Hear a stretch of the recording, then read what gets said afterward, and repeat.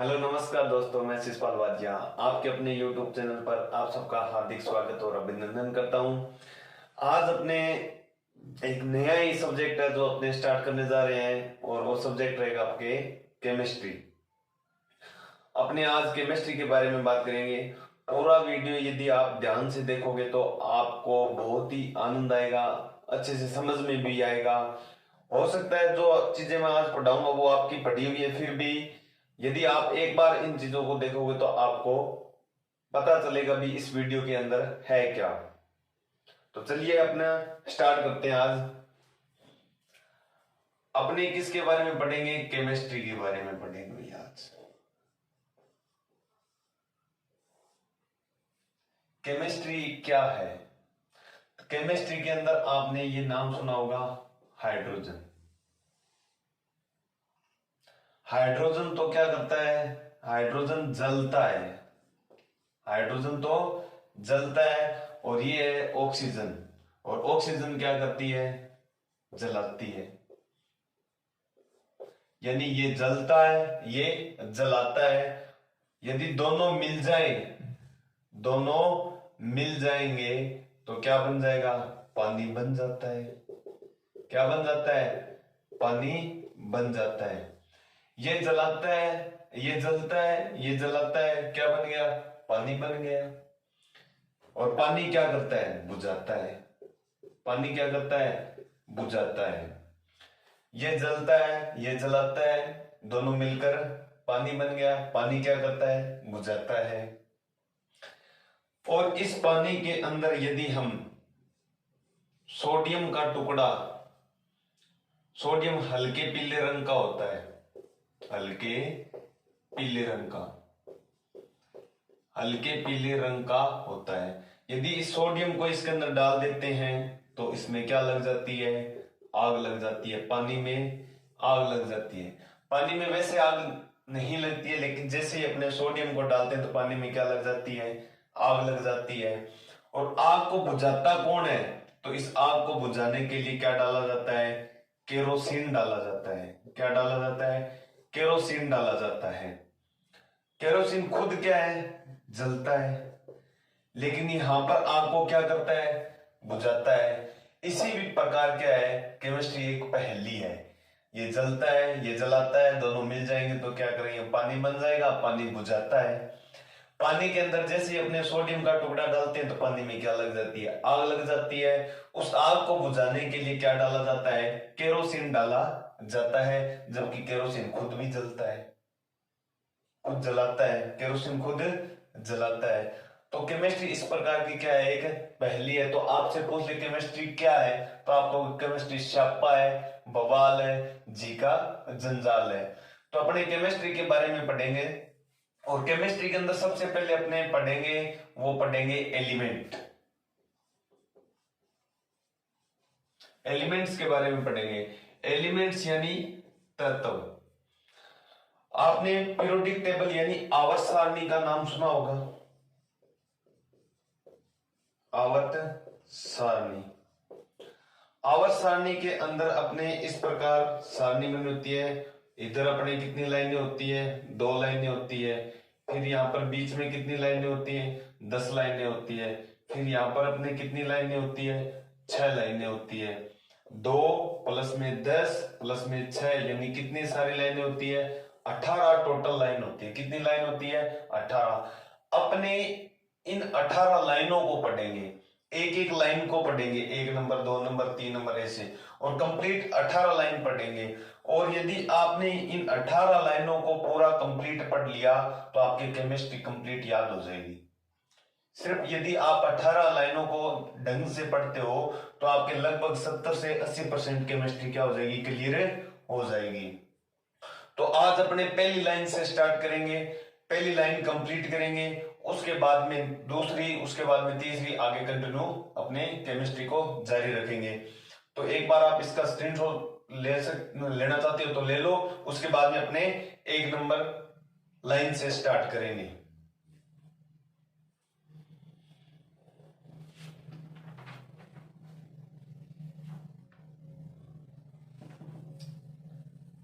Screenshot ले लिया होगा आपने। अब देखो, अपने आवर्त सारणी की पहली लाइन पढ़ रहे हैं। आवर्त सारणी को पीरियोडिक टेबल भी बोलते हैं। आवर्त सारणी की अपने पहली लाइन पढ़ेंगे और वो भी बिल्कुल ट्रिक के माध्यम से अपने पढ़ेंगे। देखो,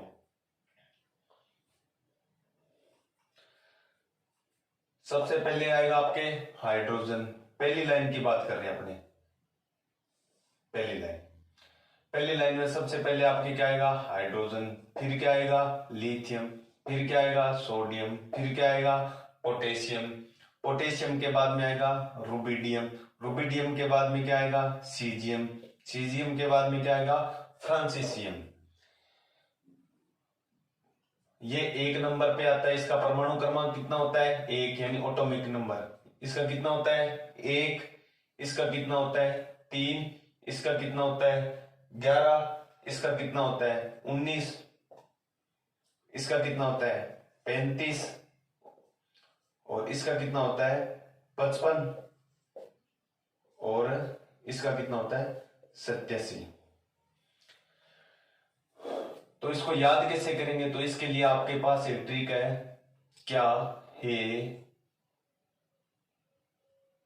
है ली ना। एक लड़की है जिसका क्या नाम है? हलीना। हलीना एक लड़की है जो हलीना ने कहा क्या भाई? रूबी। और रूबी ने 35 नहीं, यहाँ पर 37 है। रूबी ने 37 करोड़ की क्या पहन रखी है? घड़ी पहन रखी है। 37 करोड़ ज्यादा होगी ना, 37,000 मान लो। यानी रूबी ने 37,000 की क्या पहन रखी है? घड़ी पहन रखी है। रूबी 37,000 की या 37 करोड़ की घड़ी पहनकर सज रही है। सजी फिरे। और सज कब रही है? 55 साल की उम्र में सज रही है। पहले उसको टाइम नहीं मिला, अब बूढ़ी होके क्या है? सज रही है। तो सीजियम का कितना हो जाएगा? 55 नंबर हो जाएगा। आपको ये परमाणु क्रमांक याद नहीं करने हैं, क्योंकि जैसे जैसे अपने पढ़ेंगे वैसे वैसे आधे तो याद हो जाएंगे, बाद में इनको अलग से याद करवा दिया जाएगा। अब आप कहोगे ये सब चीजें क्यों पढ़ा रहे हैं? ये इसलिए पढ़ाई जाती है, जैसे यदि कोई आर्ट या कॉमर्स का स्टूडेंट है, उसको बोल दे इसका नाम बताओ, KCl है, इसका नाम बताओ, तो नाम के अब इसके बारे में हमें पता होगा, इसके बारे में पता होगा, तभी तो इसका नाम बता पाएंगे अपने। अब ये KCl होता है, KCl2 नहीं होता। ये नहीं होता, ये होता है। ऐसा होता है, ऐसा नहीं होता है। क्यों नहीं होता है इसके बारे में अपने पढ़ेंगे। जैसे H2SO4 होता है, H2SO4 होता है, लेकिन H3SO4 नहीं होता है। H3SO4 नहीं होता है। ऐसा क्यों होता है और ऐसा क्यों नहीं होता है, वो इसके बारे में मैं आपको इस वीडियो के अंदर भी बताएंगे। भाई अपने जैसे KCl है तो K के बारे में जानकारी होगी तभी इसको बताएंगे भाई ये पोटेशियम है, और ये Cl यानी क्लोरीन है, तो क्लोरीन के बारे में पता होगा तभी अपने पता चलेगा भी ये क्लोरीन है तो इसका नाम क्या होगा। तो इसलिए ये पीरियोडिक टेबल पढ़ी जाती है। इसके साथ साथ में और भी क्वेश्चन है जो केमिस्ट्री के, वो साथ साथ में आपके क्लियर हो जाएंगे। शायद आपने इन सब चीजों को पढ़ा भी होगा और कुछ एक ऐसे होंगे जिन्होंने नहीं पढ़ा होगा, तो आप ध्यान से एक बार इस वीडियो को जरूर देखें। इस वीडियो को देखने के बाद में आपको खुद पता चल जाएगा भाई हमने क्या पढ़ा है आज तक और आज क्या पढ़ा है हमने। देखो, सबसे पहले अपने इस हाइड्रोजन को लेंगे। किसको लेंगे? हाइड्रोजन को। हाइड्रोजन को क्या बोला जाता है? आवारा तत्व। आवारा तत्व यानी हाइड्रोजन का मार्केट के अंदर आने वाला पहला क्वेश्चन कौन सा है? आवारा तत्व किसे कहते हैं? तो क्या होगा? हाइड्रोजन। आवारा तत्व या फिर इसको बोलते हैं रोग्यू एलिमेंट। रोग्यू एलिमेंट। आवारा तत्व या रोग्यू एलिमेंट किसे कहते हैं? तो वो क्या हो जाएगा? हाइड्रोजन। यानी आवारा तत्व कैसे हो गया, ये जो हाइड्रोजन है वो पूरी आवर्त सारणी के अंदर अपना स्थान चेंज कर सकता है। यानी जो ये आपकी आवर्त सारणी है, ये अपने जैसे मान लो आवर्त सारणी है, तो इस आवर्त सारणी में कहीं भी हाइड्रोजन है वो घूम सकता है, यानी अपना स्थान है चेंज कर सकता है, लेकिन करता नहीं है। हाइड्रोजन अपना स्थान चेंज कर सकता है पूरी आवर्त सारणी में, लेकिन करता नहीं है, इसलिए इसे क्या कहा जाता है, आवारा तत्व कहा जाता है, या क्या कहा जाता है, रोग्यो एलिमेंट कहा जाता है। हाइड्रोजन एक ऐसा तत्व है जिसके अंदर न्यूट्रॉनों की संख्या कितनी होती है, 0 होती है। कितनी होती है, 0 होती है। हाइड्रोजन के अंदर न्यूट्रॉन की संख्या कितनी होती है, 0 होती है, इसलिए ये सबसे हल्का तत्व होता है। सबसे हल्का तत्व यानी सबसे लाइटेस्ट एलिमेंट। सबसे लाइटेस्ट एलिमेंट्स यदि आपसे पूछे तो कौन सा होगा, हाइड्रोजन। और आपसे पूछ ले सबसे लाइटेस्ट नॉन मेटल, तो भी क्या होगा, हाइड्रोजन। यानी सबसे हल्की अधातु, आपसे पूछ ले सबसे हल्की अधातु कौन सी है, तो आप क्या कहोगे, हाइड्रोजन। हाइड्रोजन सबसे हल्की अधातु है। और सबसे हल्का तत्व भी कौन है, हाइड्रोजन है, क्योंकि हाइड्रोजन में न्यूट्रॉनों की संख्या कितनी होती है, 0 होती है। हाइड्रोजन कैसा तत्व है, आवारा तत्व है, या क्या कहते हैं, रोग्यो एलिमेंट कहते हैं। क्यों कहते हैं, क्योंकि ये पूरी आवर्त सारणी में अपना स्थान है बदल सकता है, लेकिन बदलता नहीं है, इस कारण इसे क्या कहते हैं, आवारा तत्व कहते हैं। न्यूट्रॉन की संख्या 0 होती है, सबसे हल्का तत्व होता है, यानी लाइटेस्ट एलिमेंट होता है, और लाइटेस्ट नॉन मेटल होती है, यानी सबसे हल्की अधातु होती है। और हाइड्रोजन, हाइड्रोजन सबसे बेस्ट फ्यूल होता है, यानी सबसे अच्छा ईंधन। सबसे अच्छा ईंधन कौन होता है, हाइड्रोजन होता है। कैसे, कार्बन को जलाओगे तो कार्बन डाइऑक्साइड यानी कुछ कचरा बनेगा, एल्यूमिनियम को जलाओगे तो Al2O2 बनेगा, O3 बनेगा, Al2O3, यानी कुछ ना कुछ क्या बनेगा, कचरा बनेगा। लेकिन जैसे ही आप हाइड्रोजन को जलाओगे तो क्या बनेगा, पानी बनेगा। क्या बनेगा, पानी बनेगा। यानी सबसे बेस्ट फ्यूल कौन सा है, हाइड्रोजन है। कौन सा है, बेस्ट हाइड्रोजन है। अब सबसे अच्छा ईंधन है, तो अब आगे अपने बात करेंगे ईंधन सेल की। किसकी बात करेंगे, ईंधन सेल की। एक बार आप इसका स्क्रीनशॉट ले लीजिए।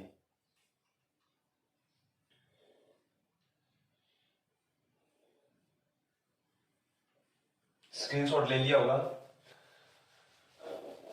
देखो, अपने बात करेंगे किसकी, ईंधन सेल की।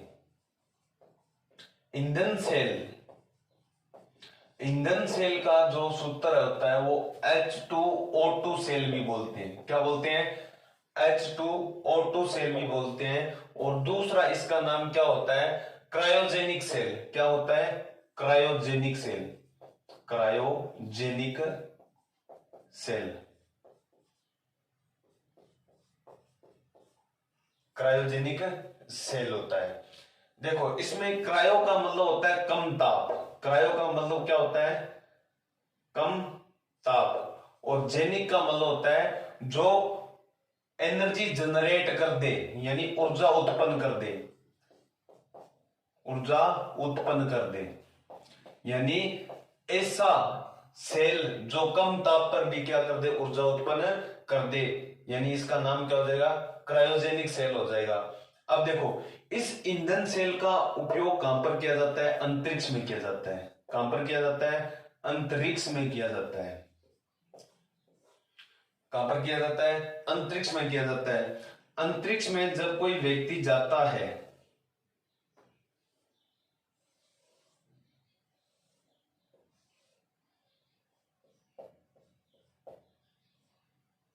अंतरिक्ष में कोई व्यक्ति जाता है तो उसके साथ में 2 सिलेंडर होते हैं,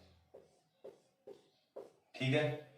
एक में तो होती है H2 और एक में होता है O2, और इन दोनों के साथ में दोनों ये एक पाइप के द्वारा जुड़े होते हैं जो इस व्यक्ति तक पहुंचा दिए जाते हैं।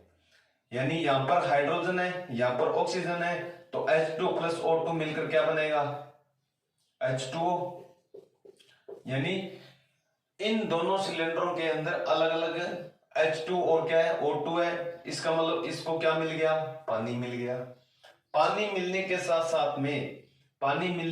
साथ में यहां पर विद्युत ऊर्जा भी मिलती है। क्या मिलती है, विद्युत ऊर्जा मिलती है। इस कारण इसका एक नाम और होता है जिसे बोलते हैं electric chemical cell. Electric chemical cell यानी विद्युत रासायनिक सेल भी कहते हैं इसे, विद्युत रासायनिक सेल भी कहते हैं, विद्युत रासायनिक सेल भी कहते हैं इसको। अब देखो हाइड्रोजन के अंदर परमाणु कितना होता है, 1। इलेक्ट्रॉन कितना होता है, 1। न्यूट्रॉन कितना होता है, 0। ये सबको पता है। और हाइड्रोजन के 3 रूप होते हैं। कितने रूप होते हैं, 3 रूप होते हैं। एक तो होता है 1H1, एक होता है 1H2 और एक होता है 1H3। 1H1 को बोलते हैं प्रोटियम और 1H2 को बोलते हैं ड्यूटीरियम और 1H3 को बोलते हैं ट्राइटियम। हाइड्रोजन के कितने रूप होते हैं, 3 रूप। एक तो होता है 1H1 और एक होता है 1H2 और एक होता है 1H3। 1H1 को प्रोटियम बोला जाता है, 1H2 को ड्यूटीरियम बोला जाता है, 1H3 को ट्राइटियम बोला जाता है। अब देखो जो ये 1H2 ड्यूटीरियम होता है इसको अपने D2O भी बोलते हैं, और D2O का मतलब हो गया हेवी वाटर यानी भारी जल। यानी भारी जल में क्या होता है, 1H2 होता है। क्या होता है, 1H2 है। और इस भारी जल को अपने अलग से पढ़ेंगे। क्या पढ़ेंगे, अलग से पढ़ेंगे। लेकिन आपको ध्यान रखना है ये ड्यूटीरियम होता है वो किस में होता है, भारी जल में होता है। किस में होता है, भारी जल में होता है। अपने सबसे पहले पढ़ा है हाइड्रोजन है, सबसे पहले पढ़ा है आवारा तत्व है, यानी कौन सा एलिमेंट है, रोगियो एलिमेंट है। आवर्त सारणी के अंदर ये अपना स्थान है, चेंज कर सकता है लेकिन करता नहीं है। और इसमें न्यूट्रॉनों की संख्या कितनी होती है, 0 होती है। सबसे हल्का तत्व यानी सबसे लाइटेस्ट एलिमेंट हाइड्रोजन है, और सबसे हल्की अधातु यानी लाइटेस्ट नॉन मेटल भी कौन है, हाइड्रोजन है। फिर अपने बात की थी दुनिया का सबसे बेस्ट फ्यूल, सबसे अच्छा ईंधन कौन है, हाइड्रोजन है। क्योंकि कार्बन को जलाओगे, एल्यूमिनियम को जलाओगे तो कुछ ना कुछ क्या बनेगा, कचरा बनेगा। लेकिन जैसे ही आप हाइड्रोजन को जलाओगे तो क्या बनेगा, पानी बनेगा। क्या बनेगा, पानी बनेगा। फिर उसके बाद में अपने बात की है क्या, ईंधन सेल की। ईंधन सेल का सूत्र क्या होता है, H2O2 सेल भी होता है। क्या होता है, H2O2 सेल होता है। और ईंधन सेल का दूसरा नाम क्या होता है, क्रायोजेनिक सेल। कौन सा सेल, क्रायोजेनिक सेल, जिसमें क्रायो का मतलब क्या होता है, कमता, और जेनिक का मतलब होता है जो एनर्जी क्या कर दे, जनरेट कर दे, यानी ऊर्जा उत्पन्न कर दे। यानी ऐसा ईंधन सेल जो कम ताप पर भी ऊर्जा उत्पन्न कर दे। इस ईंधन सेल का उपयोग क्या करते हैं, अंतरिक्ष में उपयोग किया जाता है। जब कोई व्यक्ति अंतरिक्ष में जाता है तो उसके पास में 2 सिलेंडर होते हैं, एक में हाइड्रोजन होता है और एक में क्या होता है, ऑक्सीजन होता है। तो ये दोनों एक पाइप के माध्यम से व्यक्ति से जुड़े होते हैं। यानी ये H2O2 मिलकर क्या देंगे, इसको पानी देंगे। क्या देंगे, पानी देंगे। यानी एक तो इसके पास में पानी आएगा और प्लस में यहाँ पर क्या उत्पन्न होती है, ऊर्जा उत्पन्न होती है। कौन सी ऊर्जा, विद्युत ऊर्जा। इस कारण इसका नाम एक और हो गया क्या, इलेक्ट्रोकेमिकल सेल, यानी विद्युत रासायनिक सेल। फिर अपने बात की जो हाइड्रोजन है उसमें परमाणु कितने होते हैं, प्रोटॉन होते हैं 1, इलेक्ट्रॉन कितना होता है 1, और न्यूट्रॉन कितने होते हैं 0 होते हैं। और हाइड्रोजन के कितने रूप होते हैं 3, 1s1, 1s2, 1s3। 1s1 को बोलते हैं प्रोटियम, 1s2 को बोलते हैं ड्यूटीरियम और 1s3 को बोलते हैं ट्राइटियम। तो ये 1s2 किस में होता है? जो आपका भारी जल होता है, भारी जल का सूत्र होता है D2O। इस D2O के अंदर क्या होता है? भारी जल होता है, जिसके अंदर 1s2 यानी ड्यूटेरियम उपस्थित होता है। एक बार आप इसका स्क्रीनशॉट ले लीजिए, फिर अपने आगे नेक्स्ट बात करेंगे।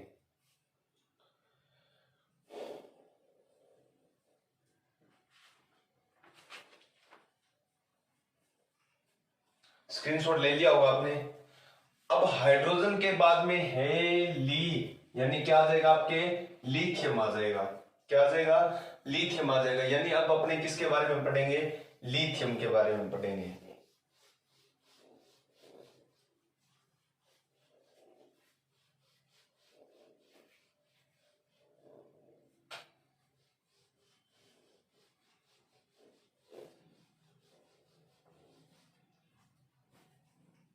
लिथियम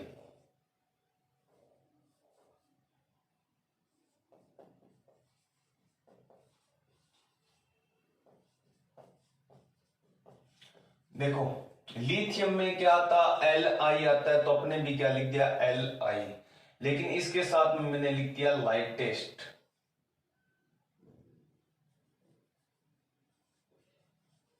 लाइटेस्ट, लाइटेस्ट का मतलब क्या होगा? हल्का। लाइटेस्ट मेटल है, यानी दुनिया की सबसे हल्की धातु, सबसे हल्की धातु कौन है? लिथियम है। क्या है? लिथियम है, वो सबसे हल्की धातु है। ठीक है। और सबसे हल्की अधातु कौन है? तो अभी अब पढ़ के आए हो क्या? हाइड्रोजन। सबसे हल्का तत्व भी है, सबसे हल्की अधातु भी है हाइड्रोजन, और सबसे हल्की धातु कौन है? लिथियम है। फिर अपने बात करेंगे जो आपके ड्राई सेल होते हैं। ड्राई सेल, ड्राई सेल का मतलब है शुष्क, शुष्क सेल। जितने भी शुष्क सेल है उनके अंदर क्या होती है? लिथियम आयन बैटरी होती है। लिथियम आयन बैटरी होती है जो लंबे समय तक चलती है, लिथियम आयन बैटरी। तो ये जो शुष्क सेल है वो किसके बने होते हैं? लिथियम आयन बैटरी से बने होते हैं। और लिथियम आयन बैटरी होती है वो लंबे समय तक चार्जेबल रहती है। फिर अपने बात करेंगे सबसे अधिक, सबसे अधिक अपचयी धातु है। लिथियम क्या सबसे अत्यधिक अधिक अपचयी है, अपचयी धातु है। अब कैसे? धातुओं की एक टेबल होती है, धातुओं की एक क्या होती है? टेबल होती है, जिसके अंदर सबसे ऊपर ऊपर क्या आता है? लिथियम आता है। यानी सबसे एक्टिव, सबसे अधिक सक्रिय धातु होती है। सबसे सक्रिय, सबसे अधिक सक्रिय धातु, सबसे अधिक सक्रिय धातु क्या होती है? लिथियम होती है। सबसे अधिक सक्रिय होती है, इसका मतलब सबसे अधिक क्या है? ये अपचयी है। अपचयी का मतलब यहां पर क्या हो गया? सबसे अधिक सक्रिय धातु है, इस कारण ये क्या है? सबसे अधिक अपचयी है। इसके अंदर तीन इक्वेशन बनते हैं। सबसे पहला क्या? सबसे हल्की धातु लिथियम। शुष्क सेल के अंदर कौन सी बैटरी होती है? लिथियम आयन की बैटरी होती है। और सबसे अधिक अपचयी धातु कौन सी है? वो भी क्या हो जाएगा? लिथियम हो जाएगा। फिर उसके बाद में आप क्या आएगा? सोडियम और पोटेशियम। इन दोनों को अपने एक साथ पढ़ेंगे, इन तीनों को एक साथ पढ़ेंगे अभी एक बार और। तो एक बार आपने इतना नोट कर लिया होगा, मैं इसको मिटा रहा हूं।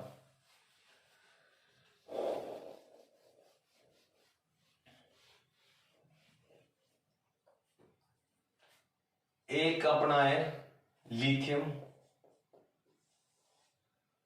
एक क्या है? सोडियम, एक क्या है? पोटेशियम।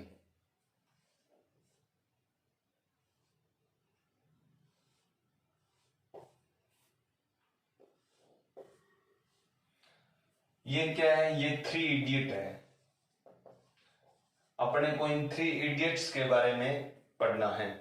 3 इडियट्स के बारे में पढ़ना है। तो लिथियम, सोडियम, पोटेशियम, इन सब का सबसे पहला तो प्रश्न ये आता है सबसे soft metal. Soft metal, soft metal यानी जिसको हिंदी में अपने बोलते हैं नरम धातु, यानी तीनों की तीनों क्या है, नरम धातु है। क्या है, नरम धातु है। Lithium, sodium, potassium. नरम धातु इतनी नरम है, साबुन की तरह नरम होती है, और इनको अपने चाकू की सहायता से काट सकते हैं। किसकी सहायता से, चाकू की सहायता से आसानी से अपने इनको काट सकते हैं। अब इन तीनों को यदि जैसे आपके पास में कोई एक बर्तन है और उसके अंदर आपके पास में पानी है, इनमें से किसी भी एक धातु को अपने क्या कर दिया, इसके अंदर डाल दिया, तो इसमें से क्या निकलेगी, आग निकलेगी। क्या निकलेगी, आग निकलेगी। यानी ये तीनों क्या लगा देती है, आग लगा देती है। क्या लगा देती है, आग लगा देती है। और इस आग को बुझाने के लिए, इस आग को बुझाने के लिए क्या डाला जाता है, केरोसिन डाला जाता है। क्या डाला जाता है, केरोसिन डाला जाता है। इसका मतलब है ये जो लिथियम, सोडियम, पोटेशियम है, लिथियम, सोडियम और पोटेशियम, इन तीनों को केरोसिन के तेल में डुबो कर रखा जाता है। केरोसिन के तेल में डुबो कर रखा जाता है। क्यों रखा जाता है, क्योंकि ये नमी के साथ में क्या कर लेती है, क्रिया कर लेती है, और नमी के साथ में क्रिया करेगी तो क्या निकलेगी, आग निकलेगी। यानी उस आग लगने, नमी के साथ में संपर्क में आती आग निकलेगी, तो वो आग न लगे इसके लिए इनको किस में रखा जाता है, केरोसिन में रखा जाता है। क्योंकि खुले के अंदर वायु की नमी में, वायु के अंदर जो नमी होती है उस नमी के साथ में ये क्रिया कर लेते हैं, और क्रिया करने के बाद में क्या निकलती है, आग निकलती है। इसलिए इसको सुरक्षित रखने के लिए क्या है, केरोसिन के अंदर डुबोकर रखते हैं। अब आपने ज्यादातर सोडियम के बारे में सुना होगा, लेकिन सोडियम के साथ साथ लिथियम और पोटेशियम का भी वही काम होता है जो किसका काम होता है, सोडियम का काम होता है। एक बार इसका स्क्रीनशॉट ले लीजिए, फिर उसके बाद में आगे उतने बात करते हैं। स्क्रीनशॉट ले लिया होगा आपने। अब नेक्स्ट आगे अपने बात करेंगे। अब कौन आ गई भाई, रूबी आ गई। रूबी की 37 करोड़ की क्या पहन रखी है उसने, घड़ी पहन रखी है, बहुत महंगी है भाई रूबी। कितने, 37 करोड़ की क्या पहन रखी है, घड़ी पहन रखी है। यानी इसका एटॉमिक नंबर, एटॉमिक नंबर कितना हो गया, 37 हो गया। एटॉमिक नंबर का मतलब क्या होता है, परमाणु क्रमांक। परमाणु क्रमांक यानी रुबिडियम का परमाणु क्रमांक कितना हो गया, 37 हो गया। और इसके अंदर आपको सिर्फ एक क्वेश्चन याद रखना है, क्या, रुबिडियम का एटॉमिक नंबर यानी परमाणु क्रमांक 37 होता है, और रुबिडियम का जो ये उपयोग है वो किस में किया जाता है, परमाणु घड़ी में किया जाता है। किसमें, परमाणु घड़ी में, यानी एटॉमिक वॉच के अंदर रुबिडियम का भी उपयोग किया जाता है, और रुबिडियम के साथ साथ में किसका उपयोग किया जाता है, सीजियम का। रुबिडियम के साथ साथ में सीजियम का भी उपयोग किया जाता है। सीजियम का भी उपयोग किया जाता है। यानी जैसे आपके ये घड़ी है, तो आपके जो घड़ी है, जैसे मान लो घड़ी के अंदर जो आपके 1 सेकंड होती है, और घड़ी के अंदर जो आपके 1 सेकंड होती है, उस 1 सेकंड को रुबिडियम व सीजियम के कंपन के द्वारा 1 सेकंड को परिभाषित किया जाता है। रुबिडियम यानी रूबी ने कितने करोड़ की घड़ी पहन रखी है, 37 करोड़ की। इसका मतलब परमाणु क्रमांक कितना, 37।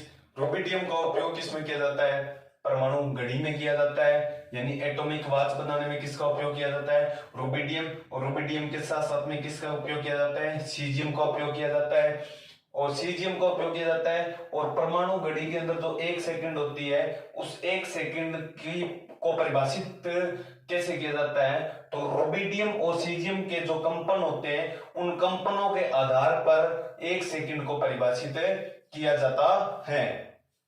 फिर अपने पढ़ेंगे सीजियम। सीजियम में ये एस लिखा हुआ है, इसको बोला इधर आ जा, फिर वापस बोला तो एक बार और आ जा, यानी कितने हो गए 55, यानी सीजियम के परमाणु क्रमांक कितना हो गया 55 हो गया, परमाणु क्रमांक यानी एटॉमिक नंबर कितना हो गया 55 हो गया। सबसे पहला क्वेश्चन तो वही, इसका उपयोग भी किस में करते हैं, परमाणु घड़ी में किया जाता है, परमाणु घड़ी बनाने में। हाँ, परमाणु घड़ी का यूज किसके अंदर किया जाता है, तो सुपर कंप्यूटर की जो गणना है, सुपर कंप्यूटर की गणना करने के लिए इसका उपयोग किया जाता है। और सीजियम सबसे अधिक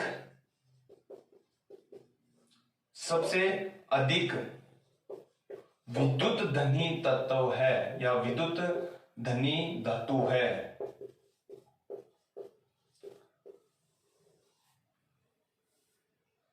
मोस्ट इलेक्ट्रोपॉजिटिव एलिमेंट होता है, मोस्ट इलेक्ट्रोपॉजिटिव एलिमेंट होता है कौन है, सीजियम।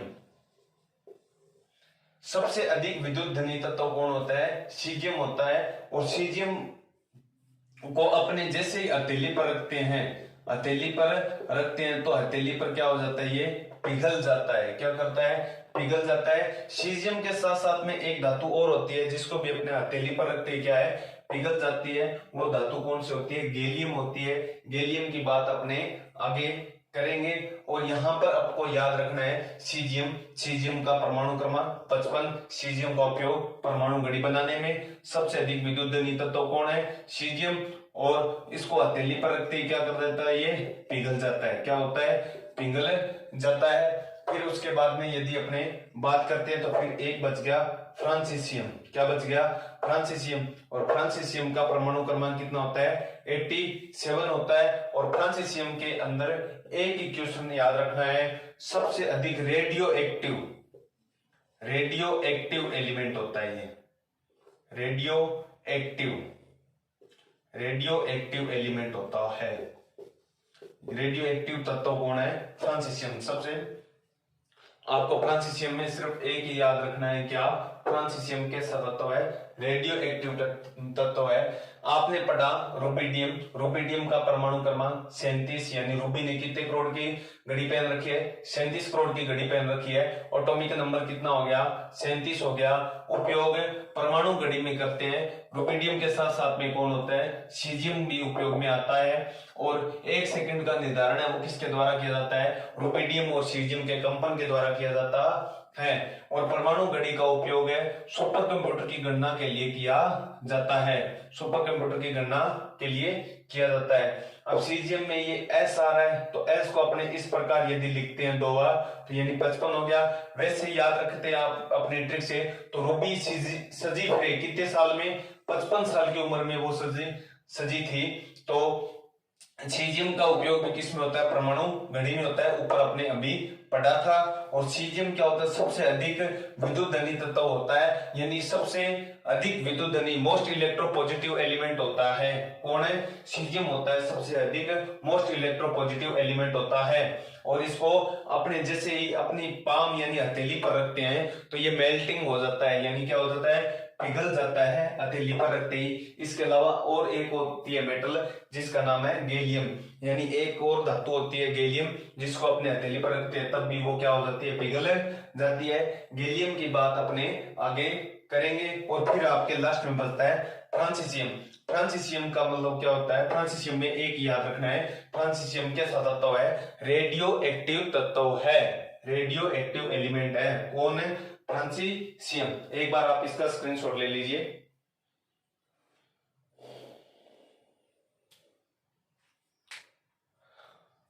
आशा करता हूं ये वीडियो आपको पसंद आया है।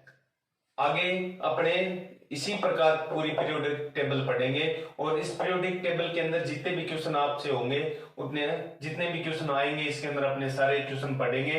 इससे लगभग अपने 70 से 80% केमिस्ट्री कंप्लीट होती है। फिर अपने आगे उसके बाद में फिजिक्स के बारे में भी पढ़ेंगे, बायोलॉजी के बारे में भी पढ़ेंगे। आप इस वीडियो को शुरू से लेके एंड तक पूरा जरूर देखें और हो सकता है आपने ये चीजें पढ़ी हो और नहीं भी पढ़ी हो। जिसने पढ़ी है वो भी इस वीडियो को जरूर देखे, जिसने नहीं पढ़ी है तो उसको पढ़ना ही पढ़ना है।